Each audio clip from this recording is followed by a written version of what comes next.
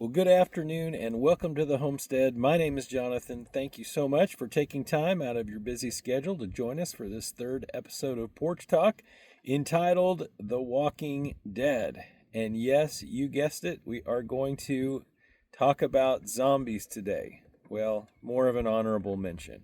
But I bring it up because it helps us understand, at least metaphorically, kind of the purpose and the heart of what we're looking at today.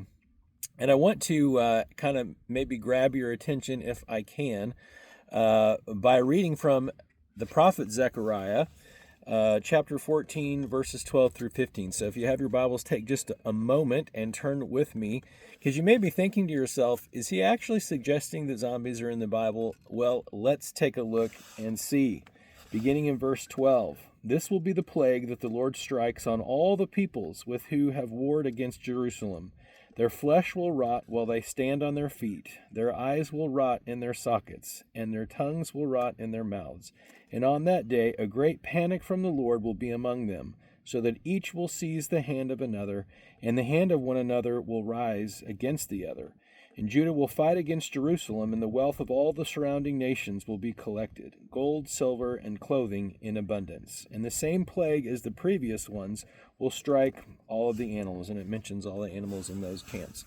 Well, it sure does sound a lot like zombies to me, and I have searched for an explanation to what this passage means for many years, and I really have no idea. So if you are a great biblical expositor and you have solved the mystery of Zechariah chapter 14, please do share that.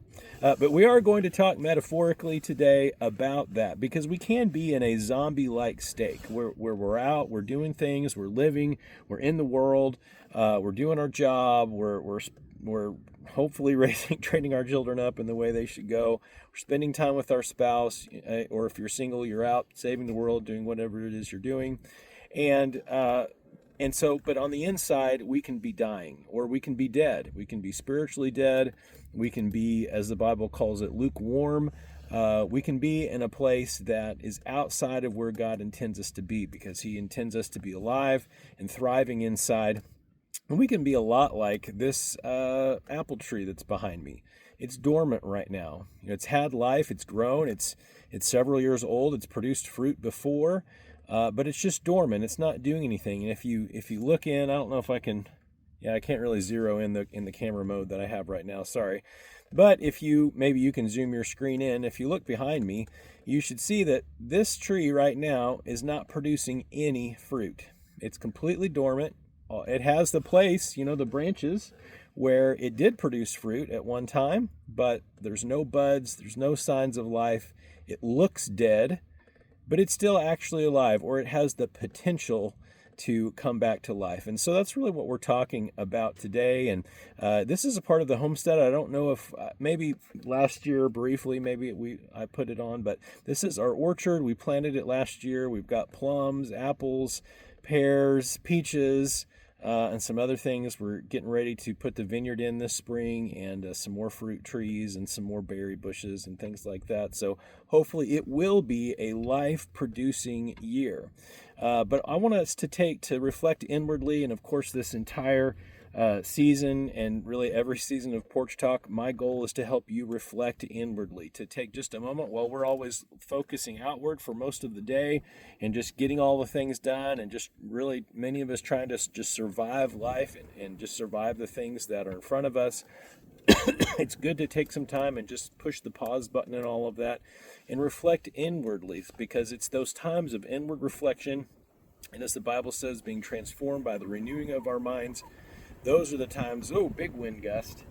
Hopefully it will not be super windy on our Porch Talk this afternoon. But I'm just so glad to be outside in the sunshine, and I think it was like -2 degrees or something the last time. It was last week. So sorry we're running a week behind, but we'll get 5 in before spring break. I feel fairly confident, and that's our goal. 10 episodes every season, 5 before spring break, 5 after spring break, roughly following our midweek schedule at River Bluff.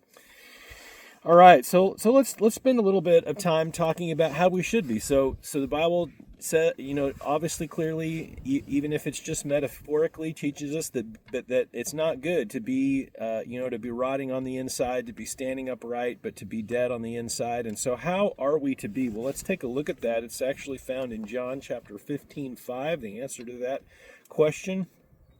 And if you have studied the Bible at all, you probably are familiar with this verse. So let's read it and then we'll talk about it. Jesus says, I am the vine and you are the branches. The one who remains in me and I in him produces much fruit because you can do nothing without me. I find it constantly fascinating. The more that I live, I've lived in a rural environment for about 10 years now, a little over 10 years. And the thing that I find out more and more is that God's creation, or as we call it, nature, has dramatic parallels with how we are to live our lives. And it's almost like creation in a way is God continuing to communicate and affirm who he is, how we are to live, and how we are to find that ever elusive place of peace and joy in our lives.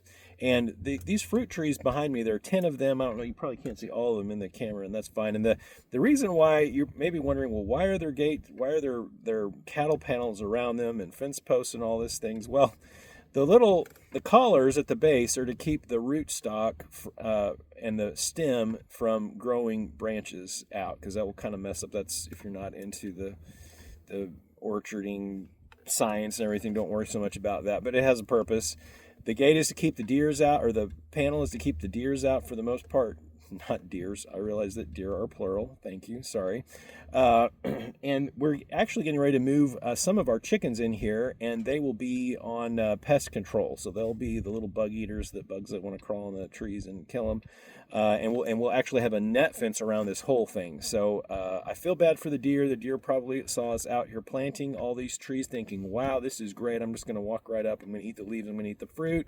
And so nice of these humans to put this out for me. Unfortunately, hopefully, with an emphasis on hopefully, the future will be a little different than what they have envisioned, and that we'll be able to produce fruit. Actually, for the sheep are one main reason we produce a lot of fruit, but also to have to eat for ourselves and maybe share with some of you guys. So. But as you're looking at this tree right behind me, and of course, obviously, we're here in the orchard today for a reason, to help teach an important lesson. Because if you imagine that and I know not everyone is an orchard expert, I'm actually not either, I'm learning, but we all know that if you pull that tree out of the ground and the roots are sitting up off the ground and not connected to anything, 100% of that tree is going to die, right? 100%. And it's we all know that. We all absolutely know that. But in our spiritual lives, a lot of times we want to disconnect from God's word. We want to disconnect from how he's told us to live. And that's basically like uprooting ourselves out of the ground. We are going to absolutely perish if we do that. So we want to stay firmly planted in the ground so those roots can grow and grab nutrients, and those nutrients come up into the tree and they produce fruit. That is God's really simple, but also very complex in how it scientifically happens, but very simple plan for our lives. So we are either planted firmly and we are becoming that healthy tree and growing fruit, or we are dead or hibernating for the winter, like this tree is right now. And so that's really probably the first question that you want to pose to yourself is, where are you in your life? Are you bearing fruit, or are you kind of stuck?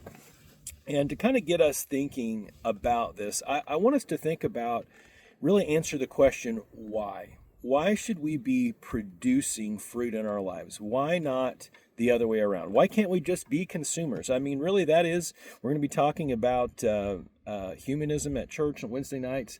One of the things about humanism is the idea that we are basically consumers, that it's perfectly fine to consume, and we should just consume, and that's what humans do.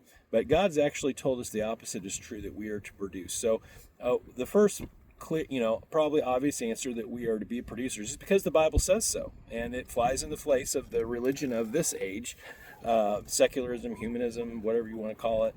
But that truth still remains. The second reason is because of if you take just a few moments, and we've talked a little bit in our first episode about some of the geopolitical challenges that we have right now.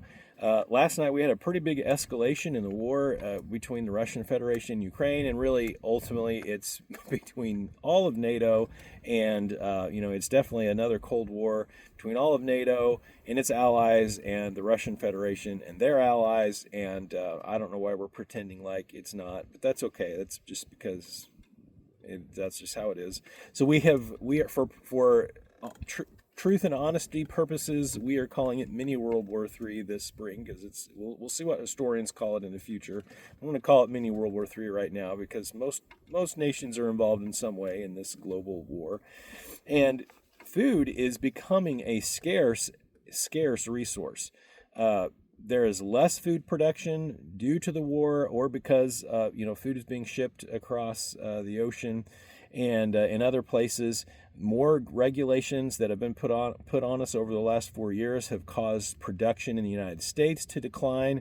And I'm not necessarily saying that production overall is declining, but per capita, against the need for food, against the growth of humanity and the growth of the need of food, we are really struggling. And farmland is becoming scarce and is being used for other purposes. We are being told that growing food in a lab is preferable to eating food that was produced from the ground, which we discussed that last week, so I'm not going to get into that today. But it's becoming a big issue that being a producer, and of course there are many ways to produce. Food is just one tiny drop in the ocean of production, but we'll kind of use that, since we're sitting out here in the orchard, we'll use that as our premier way to think about it today. And so it's becoming an issue in the world, and food availability has declined. Case in point, in 1985, I could, at 13 years old, I don't know what the safe age is. You parents, you do your diligence. It's a different world than it was when I was a kid riding my bike around in 1985. But I could get on my bike. I could ride a mile away to the nearest gas station or little corner market, and I could buy, my food choices were not great at that time. Probably candy bars, peanut butter and crackers, ices, hot dogs, that's the kind of food that I would buy. But it was extremely available. There was food everywhere. There were no signs. I can't ever remember a sign in a grocery store saying limit 2 per family or something like that. I mean, only in communist countries did you see that. You would never see that in the United States or in any free country. And so it was just a different time, and you could get anything you wanted. There wasn't limits. There wasn't, oh, sorry, we don't have this today, or we're closing our business because we can't get enough of this or that. There weren't giant box stores everywhere that kind of dominated the market. There were lots of locally owned businesses and locally owned grocery stores and things. And I'm not against a big business. I know we like to hate on them. They should have a fair opportunity to exist, just like small businesses. But as a small business owner myself, I tend to be interested in what is good for small business, and so I think a little bit that way. But food scarcity is on the rise. Now, is it at a place right now where we would say, oh, it's a crisis? You should absolutely grow all your own food and not depend on the store. No, we're not at that place right now. If I wanted to go get a good meal, I could go to a restaurant. If I wanted to go and find some groceries, then I could do that. So we're really not at that place. But if you look at the rate of change, it's not going in a favorable direction. And so this is just one small example of why being a producer gives you opportunities that if you're just constantly consuming on everything all the time, you're not able to rely on the Lord. You're only able to rely on the world and what the world can give you. And so that's really the metaphor that we want to take and begin to apply it to our lives.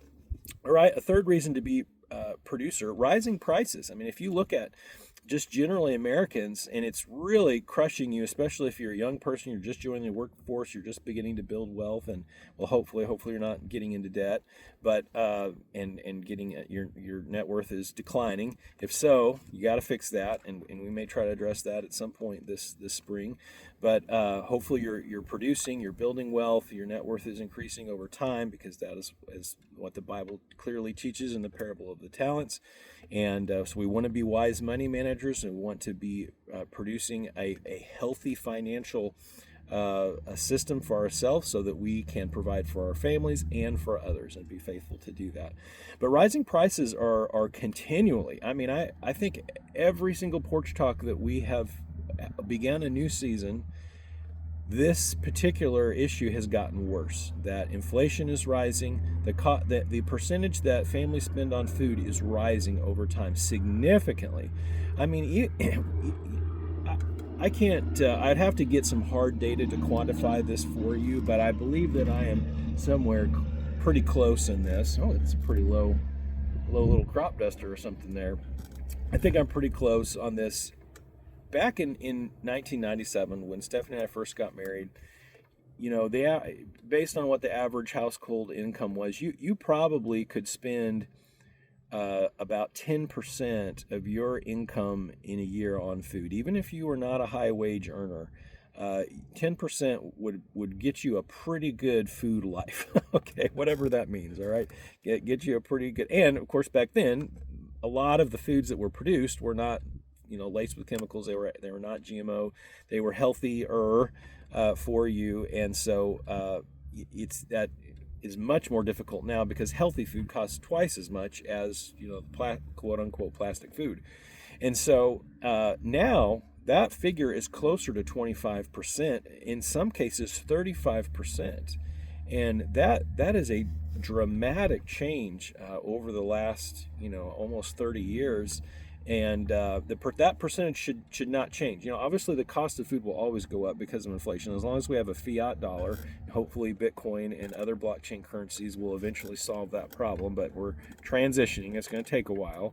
Fortunately, we've got a president and a new administration that's pro blockchain, pro crypto. But it's like anything else. It's going to take a long time. It's going to take 5, 10, 20, 25 years to make that transition. So inflation is with us, unfortunately, in the near term. But that percentage should stay the same. It really should never have left that 10% mark. So we're paying double or triple for the average family income for food. And I'm, again, using food just an example for many things. For housing, that also has increased. I don't think 20 or to quite that level, but it is very difficult to consume. And if you think about it logically, because at the end of the day, common sense often does win the day. If everyone in a nation is a consumer, and you have less production and more people consuming, that means more fighting over scarcer resources. Right? And so if you think that through, this is the logical conclusion, which is why today we're talking about this topic, because it is so important. Somebody has to produce something. That's why the tariffs, and I'm sure I'm going to set everyone off when I start talking about tariffs, but that's why the tariffs are such a big deal, because if we allow other countries to give our country products to consume, and we give them an unfair advantage in doing that, we are further punishing anyone who lives in America to want to produce, or de-incentivizing them to want to produce. So it's absolutely counterproductive to what we're hoping to accomplish as a nation, and really counterproductive to what the scriptures teach about the human condition and how we were made to create, not destroy, to produce, not consume. And so it's an enormous deal. No one ever talks about it. I don't know why, but it's a huge deal. Huge deal. Go home tonight, talk to your family about it. Have a discussion about around the dinner table and discuss that, and ask your kids and challenge them, and ask your spouse, is our family, are we producing and for the Lord and for our community and for our culture, for our nation, or are we just consumers? Are we just takers? Are we just taking things? We're taking food, we're taking places to live, we're taking, or are you giving? Are you the one who's producing things that in your job and in your hobbies and in your free time, are you making the world a place that is full of abundance? And I'm going to adjust the camera here just a little bit. I think we're a little lopsided or off level maybe. I know we're on a hill, so it's always hard for me to tell. So if I'm giving anyone dizziness, then I apologize. Just look over there for a second. You probably looked at me long enough. Anyway, and that tree's definitely not going to do anything. It's not as exciting to watch as the sheep. And we will let the sheep in here at some point to kind of eat the rotten fruit and stuff, the fermented fruit that's on the ground and run around. But for right now, there's really nothing here for them to do other than to get into trouble. So they're not here. Okay, let's look at the fourth. That's three. Let's look at the fourth one, peace of mind. Being a producer brings peace of mind because when you are relying on, it's kind of like gambling. You know, when you go into a casino and you put money in the slot machine or, play cards or whatever, you don't really know what the outcome's going to be, right? You're hoping to win big, but statistically, people don't. That's why I don't gamble. But you can, but statistically, if you gamble long enough, you will lose money over time rather than gain money. I know, sorry to burst your bubble. If you buy a lottery ticket every day, this would be a good time to stop doing that and use that money for something more effective. But peace of mind is a wonderful thing. And the older that I get, the more I value peace of mind. I used to value, having enough money, having people think well of me, having a good reputation. Those things were high on my priority list. Those things have really declined, and now having peace of mind, being able to sit on the porch in peace, knowing I did my best today. The choices that I'm making in my life are bringing blessing into my life rather than curses into my life. Peace of mind is a very valuable thing. And when you are a producer, you have peace of mind because instead of relying on the world, kind of like that gambler relying on a win to come to them without being able to exert any kind of control over that whatsoever, or influence or impact, you now have taken some responsibility upon yourself. And in fact, it's really that is a part of self-control, which is a fruit of the Spirit. I know I'm just full of puns today. I just can't help it. It happens. I think it gets easier as you get older. You just get more puns just come to you. But anyway, so you have more peace of mind when you're producing things. Number 5, and the last one, joy in giving versus taking. There is definitely, when you see someone be blessed because of something that you did, whether it was a gift you gave or was it something that you made, that you worked hard on to make and you sold that product. You knew that you made a good product and you sold it and it solved a problem for someone. I've got my tractor sitting right here. You can't really see it, but it's sitting here blocking some of the wind anyway. I'm sure you're getting some wind noise, so I apologize for that. But somebody worked really hard. And the reason why I own a Case tractor, not some other brands, and this is not a dig on John Deere or anybody else, but for me, based on my experience, this is a great tractor and it's a great brand. And whoever designed and engineered and manufactured this tractor worked really hard to build an excellent machine that works in the heat and it works in the cold and it does the work of 100 people sometimes. It's just incredible what it can do. And so someone produced this product and they produced a good product and it is a blessing my family because of their production. Now I'm a consumer in the sense that I've consumed this tractor. I didn't build it. I didn't design it. I couldn't even design one component of this thing. It's so complicated. So we can't produce everything, and trading is good. Trade with somebody else who produces something. Maybe we have friends that are homesteaders, and they make one thing, we make something else, and we trade. So that's great. That's still a form of production because you're still trading what you produced, and you do that in your job sometimes. I'm not saying everybody's got to grow their own food and everyone's got to have their own power and all that. Yes, do I think the world would be a better place if everyone would do that? Absolutely. But there are some things that we're just not all cut out to do, or maybe we're better putting our time investing it in a certain area, and then we can trade for what we do. So that certainly has a place. But there is joy in producing something that someone else enjoys. And that joy, it's hard to substitute that. And if we're only consuming, then we're depriving ourselves of that opportunity. All right, so I want to take a few minutes, and because there's no reason to beat a dead horse. I think generally we understand this concept. What we as Christians, and really, of course, the theme this year is being a Christian in a pagan world. How can we demonstrate how Christ has called each of us to live to that pagan world? How can we do that? One of the ways that we can do that is by being a visible producer, and that being the kind of person that's giving more, putting more into the world than what they're taking out of the world.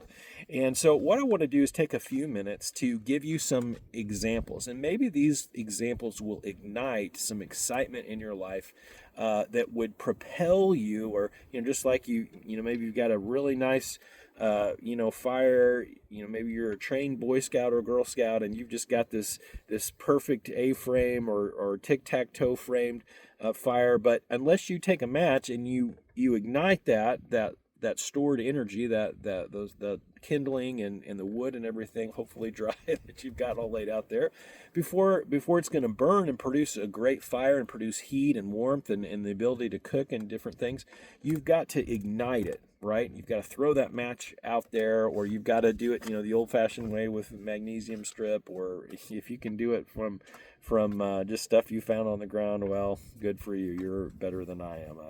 I still have not mastered that. But I'm really good with the match. But all right, so here's some ways that maybe will help ignite that in your life, and just kind of get you thinking. I'm not saying really maybe none of these things will apply to you, but maybe it will get you thinking about it and challenge you, most of all challenge you in that direction. So number one goal that you might have is determine that one meal a day that you eat, you will produce that food yourself. Okay, and maybe once a day. That's a pretty steep goal. Let's say once a week. Maybe just once a week you're going to say, on Thursday afternoon or Thursday evening or Thursday morning for breakfast, I'm not going to eat anything that someone else produced. It's only food that I produce myself, or maybe food that you produced, and maybe you just grew blackberries and you traded a few ounces of blackberries for I don't know, some eggs from someone with laying hens, and so you traded. That's fine, all right, because you still ultimately produce that. So just say that. Now, maybe what you need to do is, if that time comes along and you have not produced that food, which I realize you got to give yourself a chance, right? You can't just say tomorrow at noon, if I haven't produced some food, I'm not eating. Well, that's not very fair, because it takes time, right? If you're going to do eggs, you got to get some laying hens, and you got to get them, they're going to quit laying for a while, they get adjusted to their new environment. Or if you plant something in the ground, you've got to let it grow and produce fruit. But so set a goal. Let's say maybe by April 1st or by May 1st, depending on what it is, that you're gonna sit there and you're either gonna go hungry that meal, or you're gonna eat what you produced. And just kind of, maybe that would be something will kind of inspire and motivate you, because it is very satisfying to eat something that you grew yourself.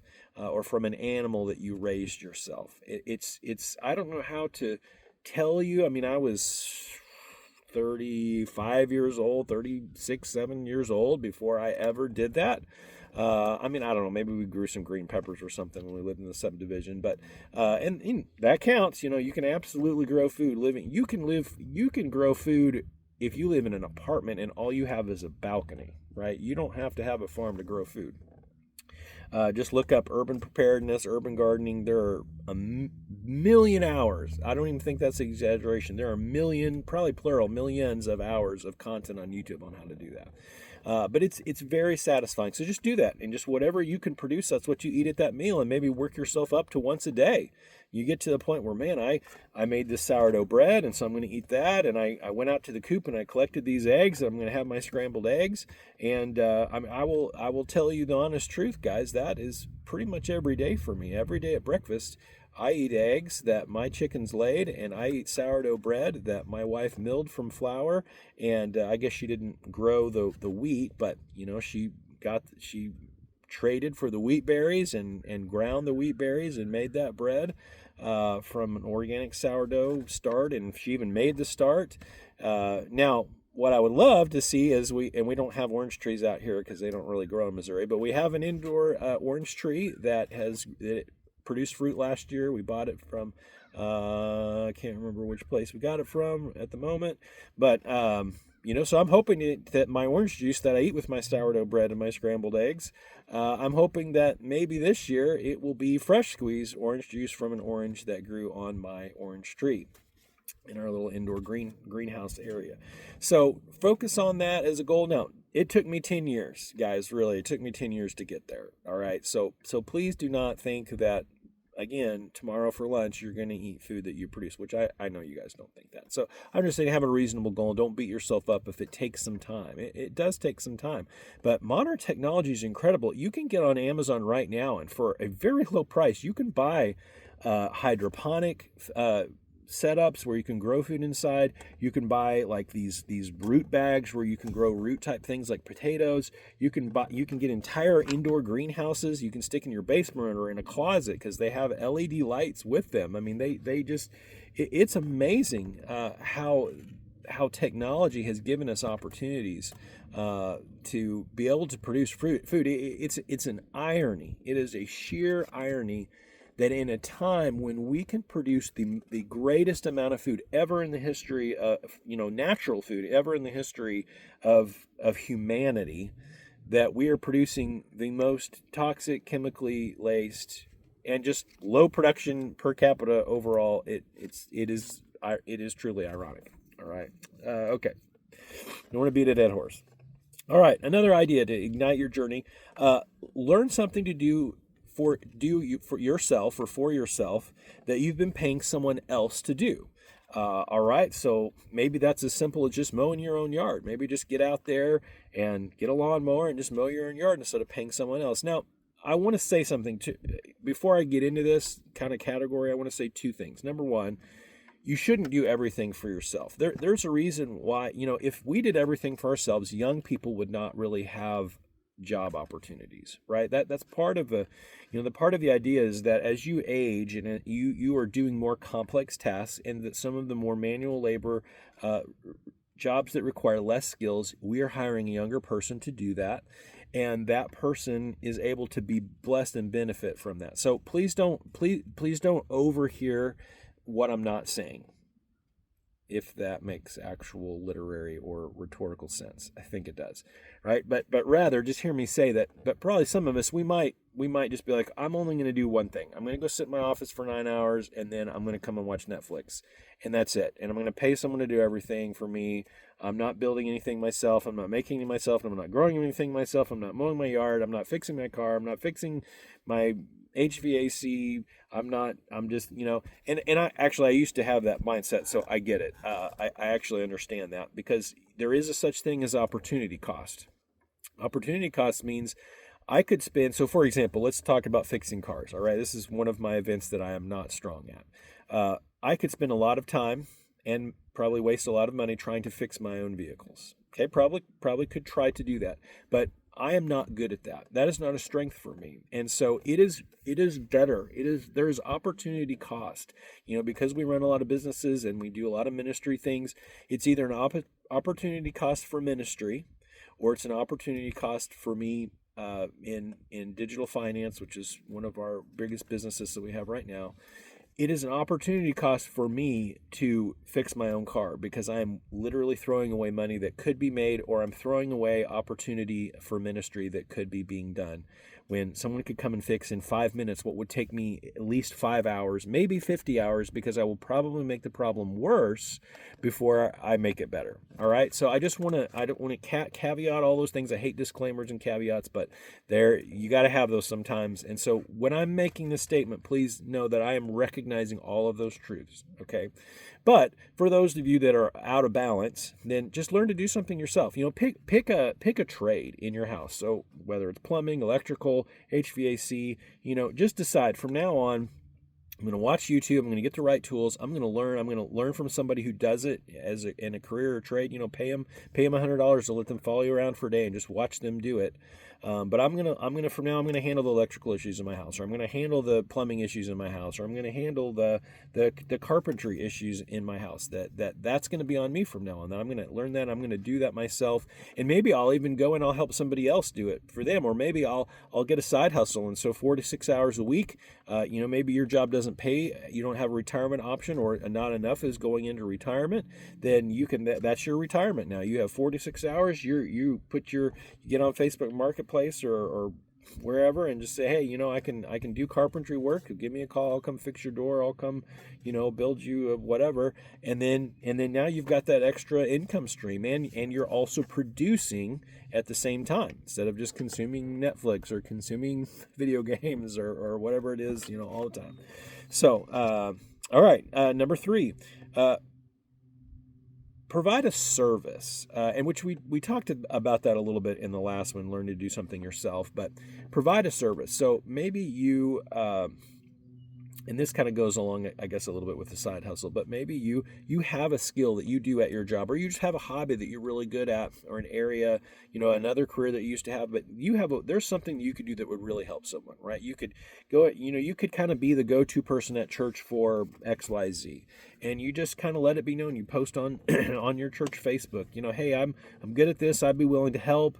I'll or maybe you don't want people to take advantage of that. So just maybe say, hey, I'll help for an hour or two. Anything over that, I need to charge, XYZ hourly fee, and this is what I can do. I'll help. I'll come fix your car. I'll come and mow your yard. I'll come and or I'll bake homemade bread and sell it, and you can come pick it up. Or I've got so many dozen eggs to sell a week or something. But perform a service for someone else, something that you can do that helps you be a producer. All right, next one.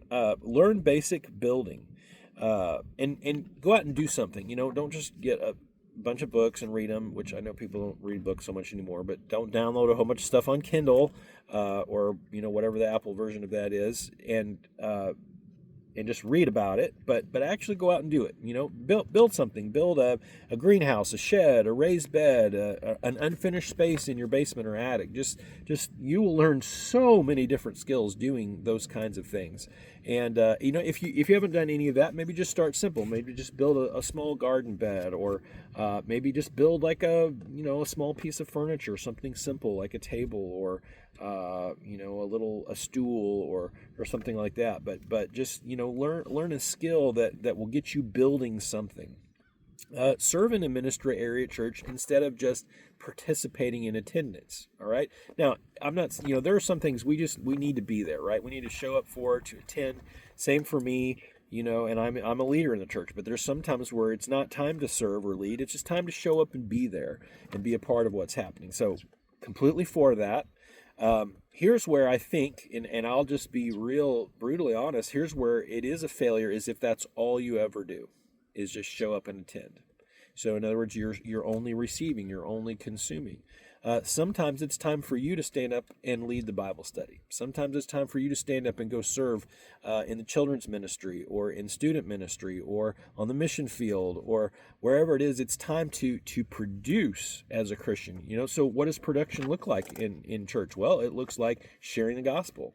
It looks like cleaning the kitchen. Maybe you just show up and you want to make our wonderful, incredible housekeeper, Jessie Tartamella, at our church. Maybe you just want to show up and I'm going to bless her this week and not make her work so hard. And I'm gonna clean the bathrooms, and she can just be surprised when she goes in there and it's like, why are the bathrooms clean? Or maybe you just want to just drop by in the middle of the week and bring one of the pastors a coffee, or probably more deserving is our office manager a coffee or something, But just begin to think, how can I produce at church rather than just consume only? Because it's not, again, it's not always bad to be a consumer. Someone's got to consume. You got to breathe. You got to eat. So I'm not saying that. It's just what I'm trying to communicate today to us is that production needs to be a big part. I mean, obviously, if you've made it through 38 minutes, you're getting that you're getting that message. All right, we're going to wrap it up here just a little bit. Teach a skill that you have that solves a problem. Right? Teach someone how to clean correctly. Teach someone how to manage money. Teach someone how to garden. Teach someone how to build something. We have amazing, skillful people at our church, and just everywhere. This is one of the most technologically advanced, skillful places in the world. It's within 100 miles of where I'm sitting right now. You can, sorry, my voice is getting thin with the wind. You can learn to do almost anything. There are some things you can't learn to do, but a lot of things. So teach teach somebody a skill that you have. I mean, teaching is so important. And, I get it. It's annoying. It's annoying to be a teacher. There's probably a reason why I'm not a career public school or private school teacher, because, and I taught at a junior college for 5 years and actually loved it, really enjoyed it. But the hardest part of the job, okay, it wasn't preparing a lecture, it wasn't teaching whatever the content was, it wasn't showing up, having a set schedule, it wasn't talking for like 8 hours straight without a break. I don't think I could do that anymore. Getting too old for that. I know some of you are a lot older than me and you're still doing that, so good for you. You're awesome. That is all I can say is you're awesome. But repeating myself things that I know already to someone else who's struggling to learn, helping them understand, being patient with them. It's super hard. I get it. It's frustrating, but the value of that is so great, guys, that if our older people would invest in our younger people, we would have a much better culture than what we have today. It's easy as an older person. I'm kind of in the middle, right? I guess I am, depending on how old you are, I'm old, I'm really old, or I'm really young, right? So I'm in that weird place where I'm like a half and half, I'm half cream, half milk. I don't know. But if you're an older person and you find yourself criticizing, oh, this Generation X and Generation Y, Z, whatever, PQ, millennial, whatever, they're so lazy, they're so irresponsible, they're so blah, blah, blah. Well, okay, but here's the thing. What have you done to help that? What have you done? How many of them have you said, you know what, I'm gonna help this young person. I'm gonna teach them. I'm gonna show them patience and generosity. I'm just gonna help guide and shape them. Just ask yourself that question. If you aren't doing that, then lovingly I would say to you, you don't have a right to complain. You don't have a right to complain when you go to McDonald's and your service is crap, right? You don't have a right to complain about that because you haven't done anything to train them up. Who is the commandment to train them up, train up a child in the way they should go so they won't depart from it? And in this case, I'm using children. It doesn't say your child necessarily, okay? And it is directed towards parents, so that's assumed. But that's really for every young person. We are commanded as older people, whether you have children or not. You might think, well, I didn't have children on purpose, so I don't have to do that. Well, I hate to tell you, the Bible still tells you got to train them up in the way they should go. You've got to take some responsibility for that. You got to take some responsibility for how this generation is. Do you take full responsibility? By no means. Everyone is responsible for their own actions, period, regardless of what happened to them in the past or how terrible their life was or X, Y, Z. Yes, it's unfair. Yes, it's, some people have more opportunities than others. I absolutely understand that. But at the end of the day, everyone needs to take 100% personal responsibility for their own actions. Period. The end. Just pause for effect there for a second. I know that's a lot to swallow, but that's the truth. But we have a responsibility as older people, even if you're 12 and you work with 6-year-olds, right? Maybe that's your younger siblings, or maybe you help at church or whatever. You have a responsibility to train them up, to encourage them, to teach them, to show them, to help them avoid making mistakes. And so it's vital. It's absolutely important that we embrace this truth and that we take the time to do that. And I get it. It's hard. It's a sacrifice. And so that's why, budget your time. Just say, you know what, I'm going to spend 2 hours a week and I'm just going to go help a young person.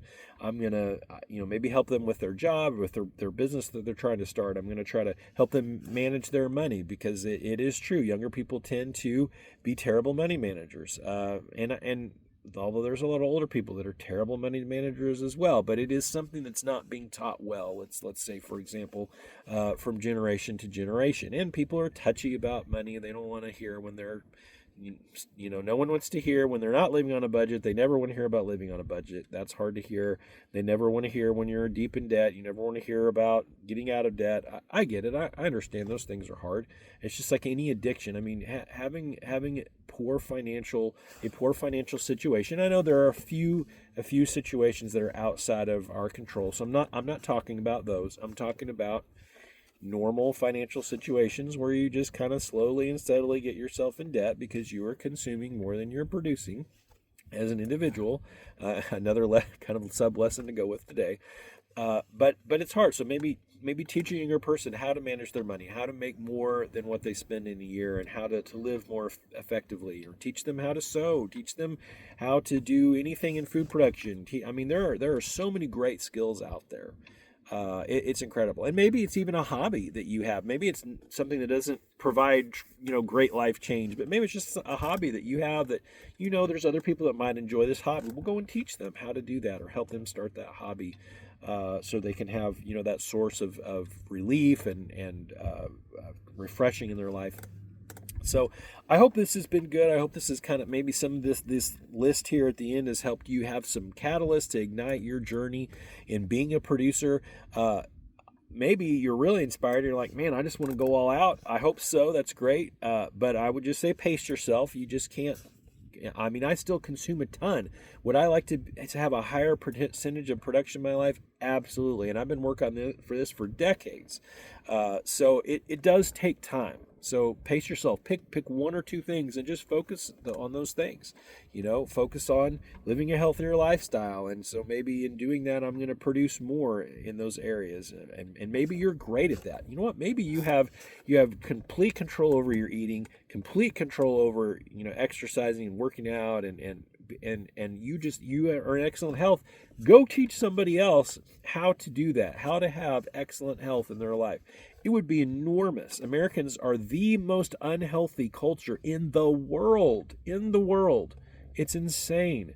So if you have mastered that, I'm not talking about if you have head knowledge, but if you have actually mastered that in your life and have demonstrated that through the fruit of yourself, then go teach someone how to do that, so that they can enjoy that benefit as well. Well, I think we've covered enough for the day. Thank you guys so much for taking time to tune in. We'll be back next week, and hopefully it looks like we've got some really nice weather coming up over the next few weeks. So it's going to be great to get outside and get some things done. And we're going to be moving the sheep here in the next couple days to a new paddock, and so that'll be a big thing. We're going to be getting, as I mentioned before, more of our orchard expanded, getting some crops and some foods in the ground, and it sounds like quite a bit of vegetables. I'm more excited about the fruit, honestly, than the vegetables, but I need to be eating the vegetables more than the fruit. I'm pretty good on the fruit side, but it's the vegetables that I know I need to eat more of to get those fibrous carbs in, but we'll be working on that. We've got some lambs that'll be ready to ship out here in a little while, and they're getting bigger. They've got a ways to go, but they're getting bigger. I've been hatching a lot of chickens, and so we're continually getting our chicken production up. And hopefully this year, my hope is to really produce all of our own eggs, and maybe have some to share or some to sell. We'll see, but that's again, we've got some chickens that are a little bit meatier that we've already. My son-in-law came over and butchered a couple, and we helped him and my daughter, and hopefully we'll butcher some more chickens, have a little bit of chicken dinners. I'm a pretty big chicken eater. I can't see that that's a attainable goal for us this year to produce all our chicken. We are producing all of our red meat. That's for sure. And I've kind of converted myself. I don't really eat a lot of beef as much anymore. When I go out to a restaurant, I do, because lamb's not on the menu so much. But I can't really tell the difference in taste anymore. I think lamb might be a little bit saltier, but generally it tastes about a lamb burger and a cheeseburger or beef burger is about the same. So I'm pretty well converted. So I think we are there on the red meat, but if you eat, I probably average 4 to 8 ounces of chicken a day. Wow, that would be you'd be producing a lot of meat chickens, and of course that processing them is a lot of work. So that one will have to be a long-term goal, but we're definitely going to try to, just like I challenged you guys to do, we're just going to try to raise the bar a little bit, try to produce a little bit more this year than we did last year in different ways, not just in food production, but in other ways. And so hopefully that challenges and encourages you guys. Get outside and hike through the Mark Twain National Forest, or get some places like that and challenge yourself a little bit and breathe some fresh air. And I'll leave you with that. Let me close this in a word of prayer and we'll be dismissed. Lord, thank you for all that you've given us. Thank you that you have created and produced an incredible creation. God, help us to be like you, to produce more than we consume. Help us to grow spiritually, to grow closer to you. Help us to plant ourselves firmly in you so that you can grow healthy branches and healthy fruit in our lives. And we just thank you for the blessing that it is to be your children. And we pray that you would guide us and lead us in all things today. In Jesus' name, amen. Thanks so much, guys. Take care. We'll see you soon.